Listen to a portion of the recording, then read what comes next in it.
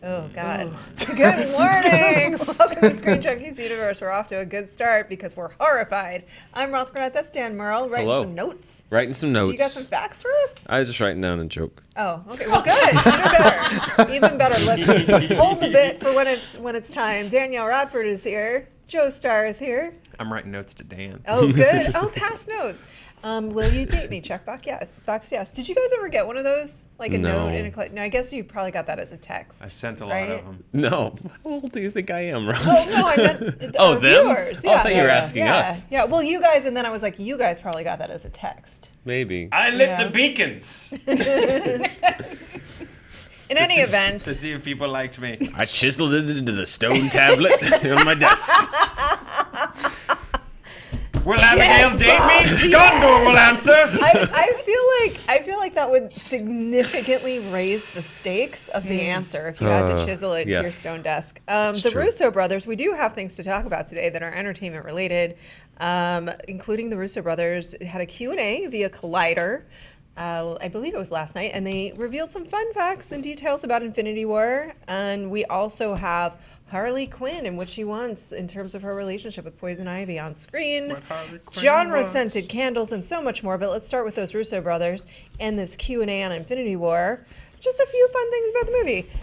One of them, I'm going to skip the first one and then go back to it, but one of them that I thought was interesting was, I think we knew this a little bit, that none of the actors actually had the full script, and they were sort of giving them, the larger the role, the more they knew about the stories, because they needed it for their character. Like, I imagine Josh Brolin had a pretty good sense of what was going on. Benedict Wong's was this thing. Yeah. But then they would also do, like, fake scripts and fake scenes, and Idris Elba just had the saddest 2 pages. I know. No. And it was just a drawing of a cat, like do cat stuff. And so one of them that I liked is the idea that they had in the script a fake out where Gamora was throwing Thanos off the cliff instead of the other way around.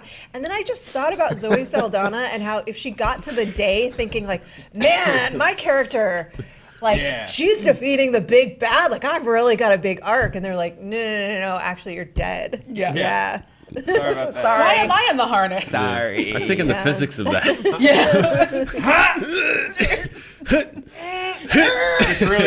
just really dropping the hips and getting her weight into it. Also, spoiler alert. Danielle, read bullet point 1. Bullet point 1. The original plan was to shoot both Infinity War and Avengers 4 back-to-back, but the stories grew too complex. The Russos ultimately decided they wanted to treat the 2 movies separately, since they are very different films, and as a result, the decision was made a few months out to shoot them back-to-back instead of concurrent. This led to crew in production meetings growing slightly confused about what scene was in what film, which in turn hurt some of the prep work. Oh, interesting. I wonder, so how much are people going to make of that, the idea that they are 2 very different stories, and how much are people going to extrapolate about what they can learn or imagine about the upcoming Avengers? How much are people going to extrapolate from that tiny fact? Infinite. Months worth of extrapolation. That's so much content. I heard it's going to be a self-contained Hateful Eight style story with just the core Avengers in Thanos' house from the end of the first movie, waiting to kill him. Inexplicably shot in IMAX. Yes. And Hawkeye's underneath the floorboards. Exactly. For the whole which you movie. don't find out until the intermission. Dan, why don't you go ahead and talk about the different drafts of the script? The different drafts of the script. It says there were 3 different drafts of Infinity War. One draft had Thanos as the narrator of the film, again, much like the Hateful Eight. It was non-linear in structure, much like the Hateful Eight. And it had backstories for the Black Order, much like the Hateful Eight. It also ran 250 pages, much like the Hateful Eight. And even though the narration didn't make it into the final film, having it written out gave the Russos more insight into the character of Thanos, who I've been informed on multiple occasions. It was his movie. Dan, it really was his movie. It was his story. That was the arc. It was his movie. There was actually a bit in here about how it was his movie. I think we kind of left it out to not troll you. You know something I really appreciated about Infinity War? That it was Thanos' movie. Yeah. It was his movie. It really, really was. He was the most. It took 12 years to make. Yeah. Sorry. So that's the other. There's a flashback. The sad part is that I legitimately appreciate that about the movie. I thought it was very clever. All right, Miss Danielle Radford, tell me about, according to the filmmakers, why was Thanos able to beat the Hulk? He was able to beat the Hulk in the beginning not because of the Power Stone, as some has theorized, but rather because he was smarter and more calculated than the Hulk, which makes total sense because Hulk's just like bam, bam, bam, bam, bam. It's like the difference between a trained boxer or someone in MMA and just a dude who's big and drunk. Poor Hulk. Big drunk dude. Big drunk Hulk. Big drunk dummy. Well, I guess Big old green dummy. You're such a dummy, Hulk. Why are you so stupid? Joe Starr. I'll buy that. I wish they'd choreographed the fight a little differently to emphasize that a little more, because it did look like... It looked like a test of might. Yeah, it does. As a wrestling fan, Thanos was throwing some moves. I agree with he was close. Danielle. I think Hulk was just throwing jabs left and right, whatever he could, and Thanos was doing some serious MMA stuff there for a minute. All right. I'll have to go back and watch the fight. Did he do a suplex? He did like an overhead slam to end it. Very Goldberg-esque. Yeah. Thanos. I'll have to go back and watch it. It just doesn't seem to me like I'm more clever than you. It just seems like I'm gooder at punching than you. But gooder at punching can also be clever. True. If The it's educated skills, feet of Thanos. Yeah. Well, I think you could have done little things Sliding where and it's like rubbing you see into where a punch wrestling. connects and like why it hurt and why it was a smart, instead of he's just like raining just general like ha. I like the idea that he's doing like body shots in the middle of it. Like, I want to get your liver, Hulk. Hulk should have sold more. Hulk would have sold some of those punches more than agree. it would have. I agree. It's really frustrating. Hey, Joe Starr, tell me about the camera work on this movie. The Captain America, Winter Soldier, Captain America, Civil War were shot. I like it when you run shows like English class when we had to read a play. Joe, why don't you read the part? And everyone just has to pick up the previous paragraph of the person in front of them. I'm going to be sitting Captain here reading America, for 20 the Winter minutes. Soldier, and Captain America Civil War were both... I'm going to read it like I would have in 8th grade. We're both shot with mostly 3 camera setups, while Infinity War was mostly shot with 1 camera setup. The 3 cameras facilitated the verite look of the Captain America movies, but the Russos wanted Infinity War to look bigger, whatever. Do you guys have so much compassion for 8th grade Joe all of a sudden? Yeah, wow. I can relate. I just don't want anyone Especially to if look at he's me. asking girls like, "You shall not pass. Light the beacon if you like me." It's like, oh, poor Joe Starr. You guys want to talk about Mirkwood? Oh my God, Danielle, read it how you would have in 8th grade. The Russos. The Russos try to get things right in the scripting process, and that's why there aren't many deleted scenes on their Blu-ray releases. As the Russos tell it, they're very happy with the final cuts of their films and consider them to be director's cuts. Oh, you were that I like that in 8th grade. Oh yeah, I saw. I like that in 8th grade you sounded like a 9-year-old that's been through the Disney acting factory. I was a theater major, Joe. Yeah. Stormbreaker's not more powerful than the Infinity Gauntlet. She would I have been lettered a in star. drama. You would have been a star if you were here in California. That's a child actor. Dan Murrell. Well, first of all, we should probably talk about the bullet point. Yeah. I think that's actually, you can see that in their films, and that's great because I think multiple director's cuts, I find them, unless it's Blade Runner or something where that person really was not able to execute what they wanted in the theatrical cut due to studio notes, they find them sort of frustrating. I found that a movie with not many deleted scenes often displays great efficiency in the writing process. So it's long enough. Oh my God, is it long? It's long enough. It's plenty Within long. half an hour. Movie. It's long. Yeah. It's plenty long. Well, except for those few exceptions, the Donner cut, Blade Runner, stuff like that, I think the director's cut came out of that glut of like 90s comedies when they were like, do you want to see even more reactions to Sean Astin Scott seeing boobs? Buy this DVD. And then I think they just expanded that to like everything, where they were like, director's cut means longer, and people like that. It worked for Lord of the Rings and American Pie. Let's do it for everything. And not everything needs it. Generally, a director's or cut. fix it like. The ones that don't like the most are the ones that are just more. Like, I don't need 7 more "do you know how I know that you're gay" jokes in that movie, because the 5 that you originally put in there were great, and I don't need to see the 17 alt takes in the director's cut. You picked the right ones the first time. Trust yourself. Or they're ones that are like where they know going in, like Peter Jackson's like, okay, here's the version of the movies I want to tell for the theater, and there's an hour of stuff that is fun, but I'm going to be very, like, I like those extended editions because going in, he's like, these are not supposed to, this is like a big extra feature. Like, if you want to know more, this is great. I stand by the other features, but this is more, this is just. But if you need more elves sadly walking. These are the movies for you. Which we do. And I did. Yeah. The ones that bother me the most are the ones that are like, well, it didn't make sense in theaters where you paid a lot for it, but if you pay slightly different, it will now. Like Watchmen, the director's cut. I can't watch I have to watch the director's cut because it's the only way that makes sense. Danielle doesn't watch as The Watchmen. Daredevil was also like that, where the director's cut made it also a better, fuller movie. That was often it the Ridley shows Scott? Which one? Help me think. The one that, Alexander. Was it Alexander? There was one of his films where an entire storyline had been lifted. Oh no, Kingdom of Heaven. Kingdom of Heaven, yeah. Alexander's Oliver Stone. Yeah. Kingdom of Heaven is the one that and I keep hearing is is like that makes sense. No, usually a movie that doesn't make sense without a director's cut is either the director or the studio not being on the same page as somebody else, and you have to cut information that's critical to the movie, and then it doesn't make sense, and then you get to buy the Ultimate Edition for $15 after the movie comes out. I'm not referencing anything in particular. Just in general. Just broadly, there's not a very specific movie that none of us are mentioning at this point. Exactly. That's a very obvious example of this. In college, I'm realizing now I had my first audition for ScreenJunkies because I had a buddy named James who swore by the director's cut of Daredevil, and he would bring it up all the time. And we would be so mean to him for it. James was right. I stand by you, James.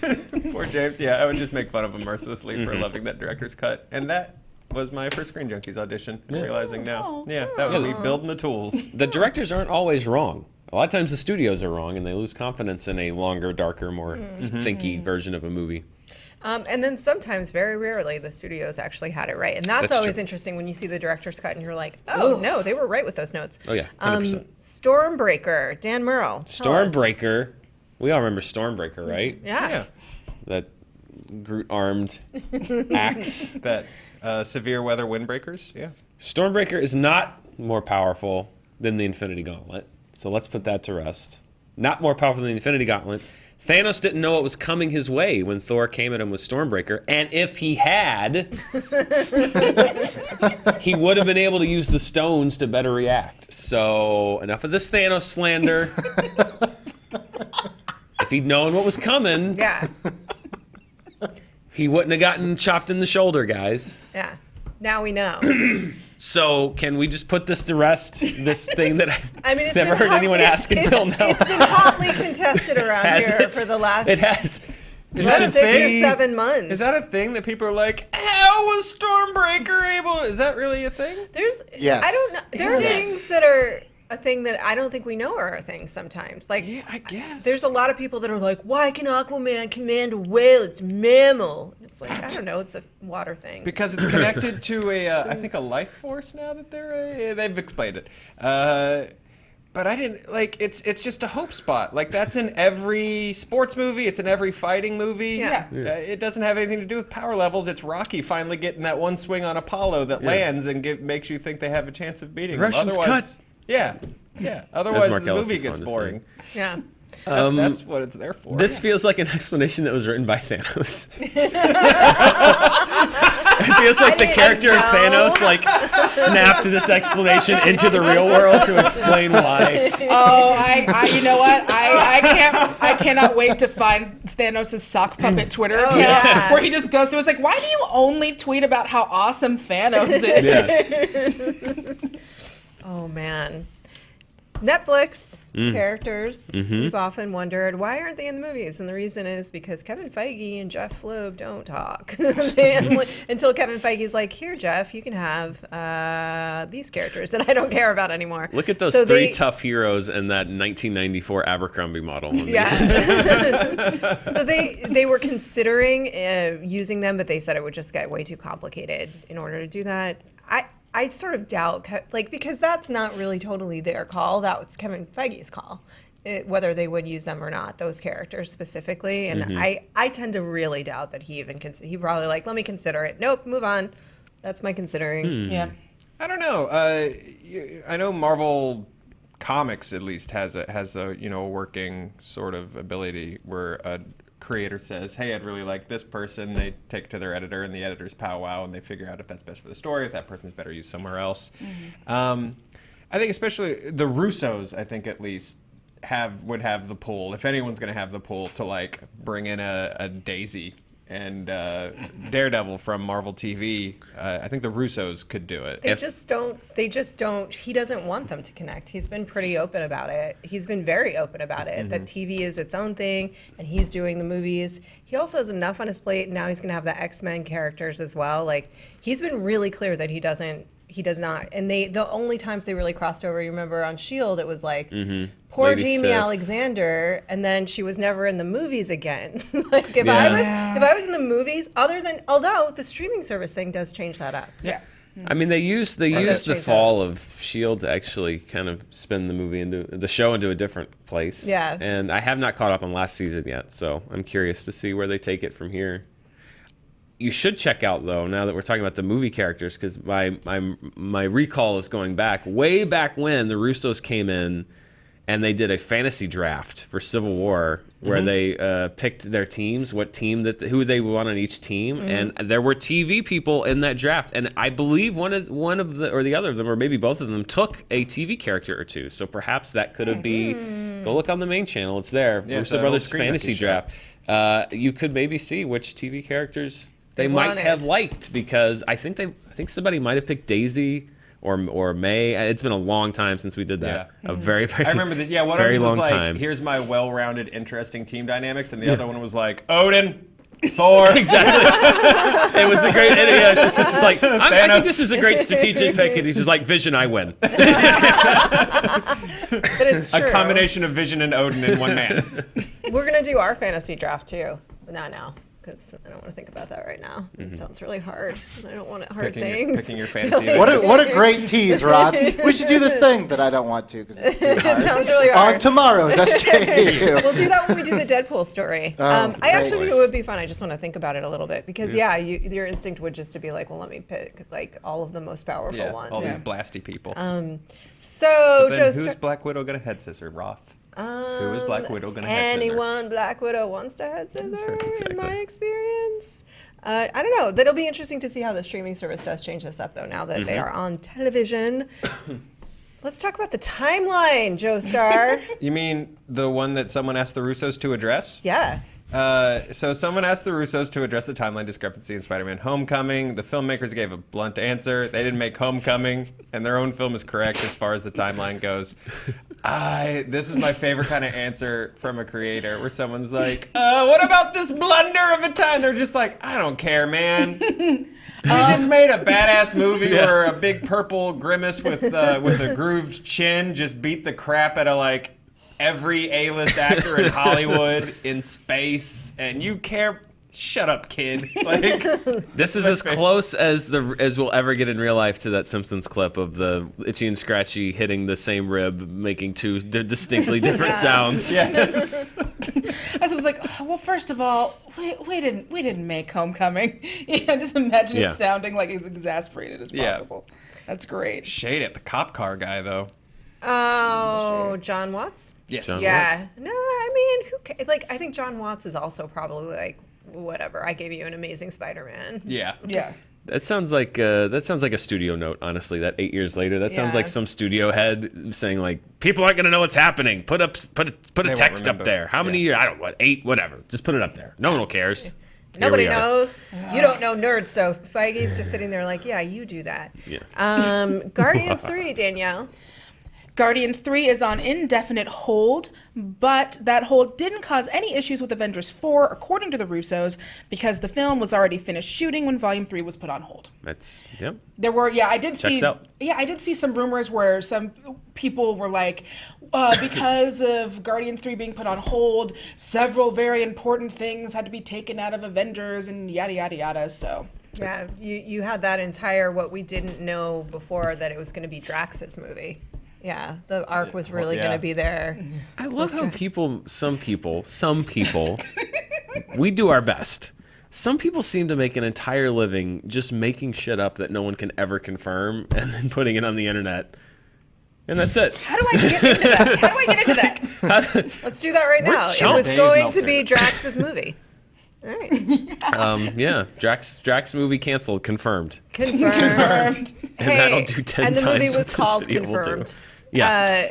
Hey, Billy Business. Yep. This quote about Harley Quinn. Yes. Yeah. This comes from Margot Robbie is doing the press tour for Mary Queen of Scots. Yeah, sure. Is this Billy's breaking news?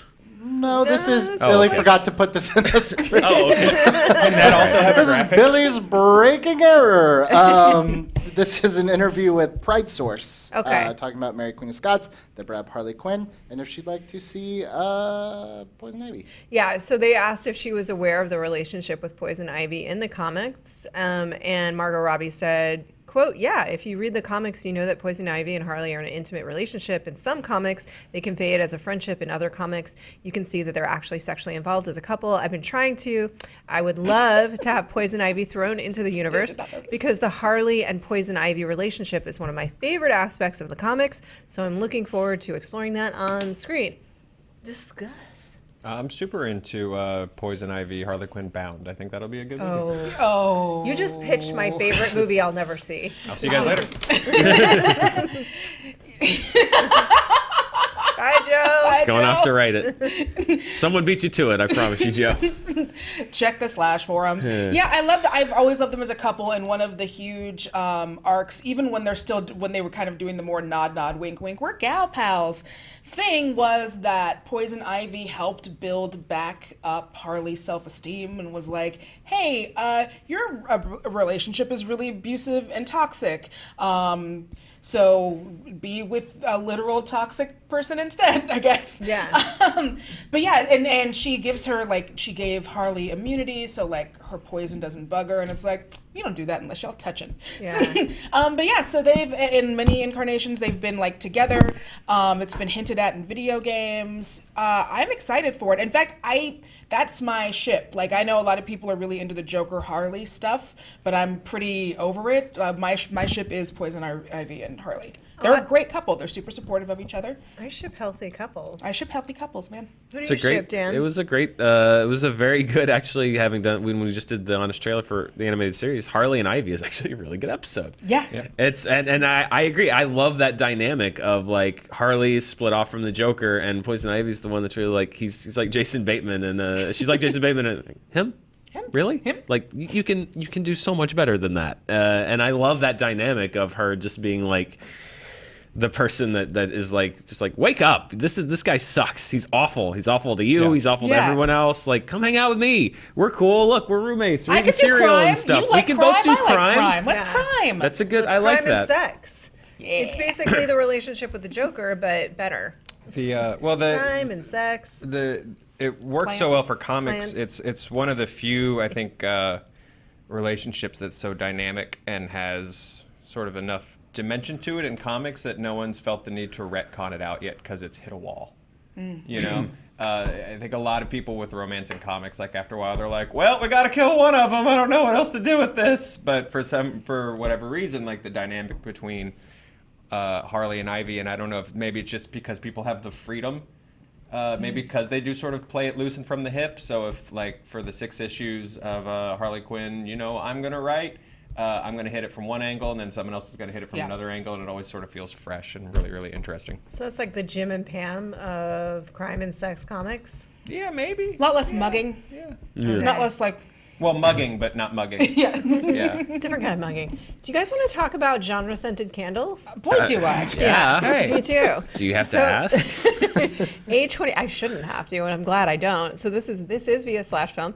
A24 has released genre-scented candles, and so basically you can go to their shop. There's memorabilia tied to the movies 8th Grade, Hereditary, mid-90s. What do those candles smell like? And you can pick up a line of candles that have since inspired by horror, westerns, thriller, noir, adventure, and musical genres. I'll tell you what horror smells like. mandarin, clove leaf, cypress, suede, cinnamon bark.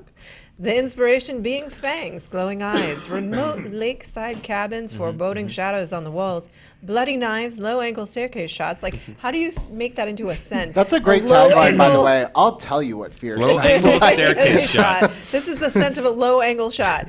Dilapidated Like houses Russos? silhouetted on a hill and black cats. That, first of all, okay, let's just get into the cats later.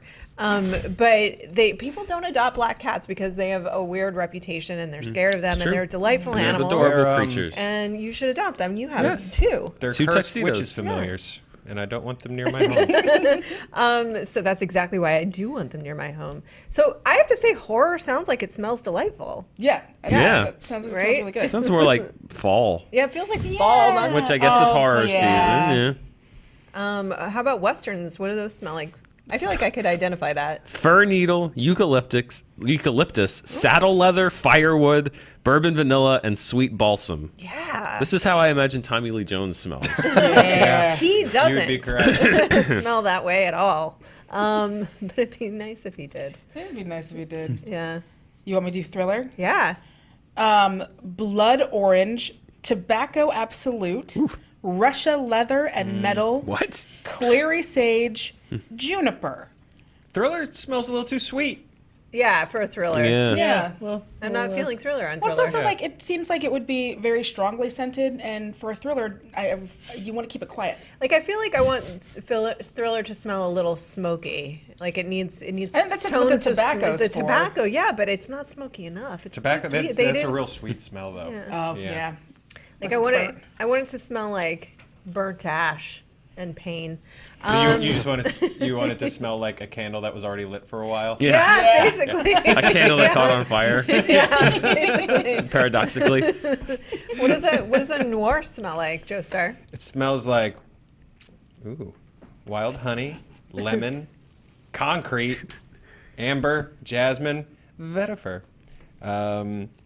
Its inspirations are sheets of rain hitting pavement at night, a name stenciled on a frosted glass door, Lucky Strikes. Why don't they just smell like Lucky Strikes? Face-obscuring hats, tape recorders, significant glances, Damn. typewriters, and the lingering scent of a woman. Does it say that? Yes. Sorry, I had to compliment Joe's ASMR. Thank you. Dan's. I want a candle that smells like that feeling. There's a point at which things get too hipster for even me, and I find them insufferable, and we're approaching that point rapidly. Simon in the chat said this is like goop for movie. It is. It is. Also, you put the noir can. Never mind. There it is. Yeah. Do you want to do You know where- adventure? You know where that Billy? was going. Tell us about the adventure. Right What up does that there. smell like? What? Wait, what? Huh? Just talking about goop eggs. Oh, up the wahoo. Yeah. Yeah, that's the one. green, the green eggs. I am so happy I made you guys learn that. Yeah. Oh, I that's not even the dumbest thing she did. That was, but it's everyone has the right to put an egg up their butt or their vajay. Can you tell It's me not for about? your butt, Roth. I know it's not for your butt, but it would be for your butt, Yeah. not my butt. You're right. Where else are you putting it? Moving along. Adventure, Adventure. Who do you want to? Billy. I don't have the script open. Oh. I'm in our Rosemary. chat. Doing over I'm in there? our chat. That's why I gave a shout out to his job. Simon. I'm Danielle, doing my tell us about job. adventure. Adventure is rosemary, Spanish sage, white grapefruit, white thyme, juniper twig, cedar. Inspiration, desert sandstorms, treasure, torchlights reflected on cave walls, hand-drawn maps with burnt edges, cryptic symbols, swinging vines, machetes, precarious rope bridges. This sounds like Wes Anderson's Indiana Jones. Yeah, it does. We just have one more and then we're going to move on. All right, musicals are Fig Leaves, Muskmelon, Pig Pepper, Rainwater, Pink Pepper, Pig Pepper, that would have been better. Rainwater, Magnolia, Lily of the Valley, Inspiration, fun. Lampposts, top hats, pianos, snapping fingers, women dancing in concrete circles, concentric circles, tuxedo men moving in sync, tap shoes, black cane with a white tip, giggling round a telephone. I'll tell you right now, I've been in musicals. That is not what they smell like. They smell like sweat. Honestly, even and though pain. And pain. So much sweat and pain and paint, Yeah, spray paint and tape. Yeah, a lot of tape. I think thriller and horror smell more like a musical than musical does. I wrote a even though that I'm not the biggest fan of these the way these are described. I wrote a tagline, a sell line for these candles. Oh, good. Yes, please. If I may pitch to A24, ready? This would be my elevator pitch. Ready? Okay. Yep. A24 candles. They burn way longer and darker than you think they will, and they'll snuff out when you least expect it. Because that's every A24 movie I've ever seen. Should the internet catch on fire tomorrow, you have a career as a copywriter. Yeah. Yeah. I went when I saw It Comes at Night. My favorite piece of feedback I might have ever heard, and I wish I could credit who said it, but it was like right as the credits rolled, like the movie ended, and the person like sitting next to me was just like, "Well, that was the most A24 movie I've ever seen." I was like, yes, it was. Yeah, pretty much. Yes, it was. After BBS, there was a well-known critic sitting behind me with his wife, and his wife turned to him and said, "I didn't understand a single thing that happened, but our son-in-law's gonna love it." And I thought that was the pull quote I wanted for that movie. That's true. Ending on a bit of a sad note today, Gloria Katz has passed away. This is via THR. She was the Oscar-nominated screenwriter and partnered with her husband, Willard Hayek, on scripts for George Lucas's American Graffiti and Star Wars. They worked on Star Wars. They were ghostwriters, script doctors on that one. She actually was nominated for an Oscar for American Graffiti. If you guys haven't seen American Graffiti, I highly recommend checking it out. It's a very different film from George Lucas, but it's great. They also wrote the screenplay for Steven Spielberg's Indiana Jones and the Temple of Doom, she and her husband. And they wrote the script for Stanley Donin's Lucky Lady, Messiah of Evil, French Postcards, Best Defense, Howard the Duck, all directed by Hayek, and Radioland Murders. So she, in an interview in 2007, spoke about Star Wars, and she said that Lucas had a lot of reservations about the script, and he basically said, polish it, write anything you want, and then I'll go back over it and see what I need, but he didn't want anyone to know that they worked on it. So very sad, but full life.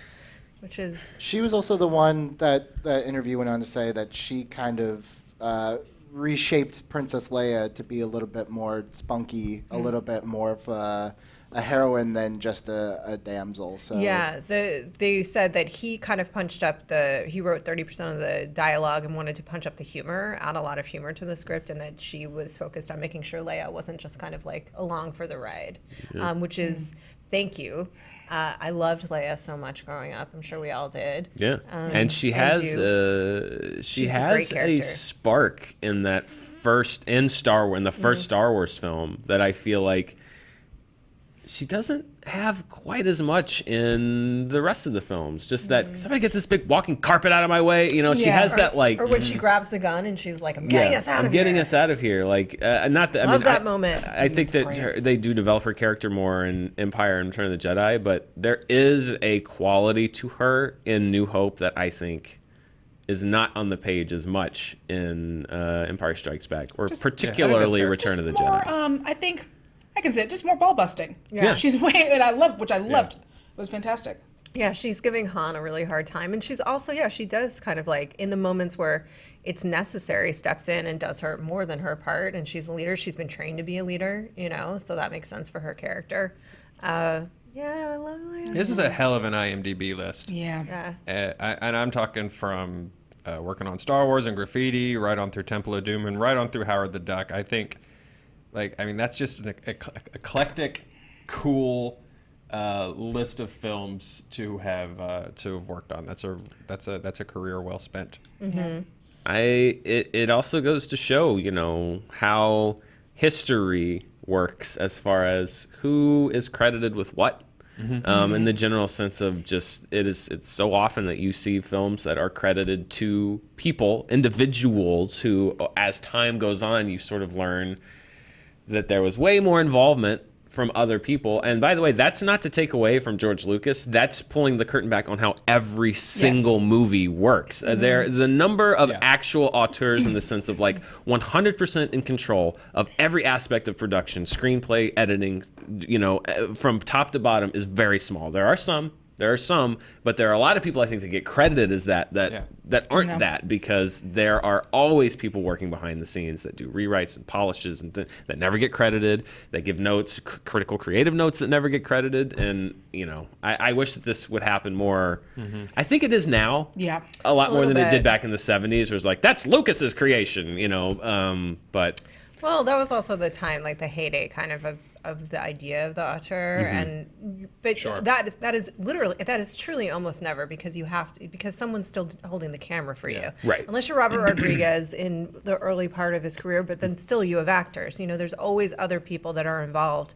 But certainly with the screenwriting process, on any big movie, there are multiple writers on that are never credited. And I've always felt like that was the biggest strength of Lucas early on, was that he had all of these really brilliant ideas, and he was smart enough to know who to go to be like, help me shape this. And had the humility. Yeah. That's what I think is the irony of as you just said, like the 70s are seen as like the birth of all of these auteurs and all of these, like these filmmakers. But like if you read like the history of the time, like Lucas and Coppola and like they collaborated with each other and got each other's thoughts on everything, and it was like this group collective that all, because they worked in a group collective, were all credited as individual auteurs. It's like, no, like they were more collaborative than anybody else. But that's just how publicity works, I guess. History building the story,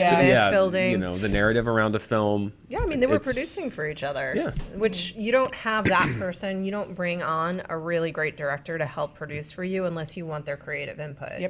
They're not there to like make sure that the trains are running on time. That's not their role.